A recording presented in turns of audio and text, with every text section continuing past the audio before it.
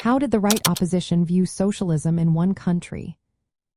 Have you ever wondered how different factions within the Soviet Union viewed the idea of socialism in one country? The right opposition had a unique take on this concept during the 1920s. This faction, which included notable figures like Nikolai Bukharin, Alexei Rykov, and Mikhail Tomsky, believed in a more gradual and practical approach to socialism. They argued that socialism could be successfully built within the Soviet Union without the need for an immediate worldwide revolution. Their perspective aligned with the theory of socialism in one country, which Bukharin helped develop and that Joseph Stalin initially supported. The right opposition favored a cautious path to socialism.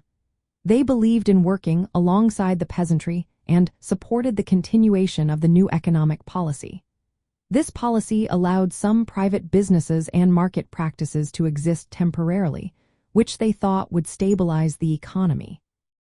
Their focus was on developing light industry rather than rushing into heavy industrialization. They believed that industrial growth should match the realities of the peasantry's conditions, avoiding forced collectivization or abrupt state control. This contrasted sharply with the left opposition, which called for immediate and aggressive industrialization and collectivization. The right opposition criticized Leon Trotsky's push for international revolution. They felt that harsh policies could alienate the peasantry, which was vital for building socialism. Initially, their views were in line with Stalin's policies, and they held considerable influence in the Politburo during the mid-1920s.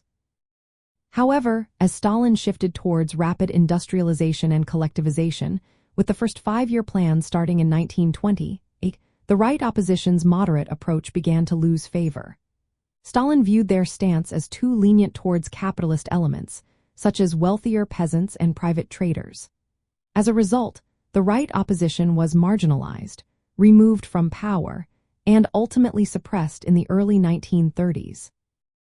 In essence, the right opposition saw socialism in one country as a realistic goal that could be achieved through steady economic development and cooperation with the peasantry.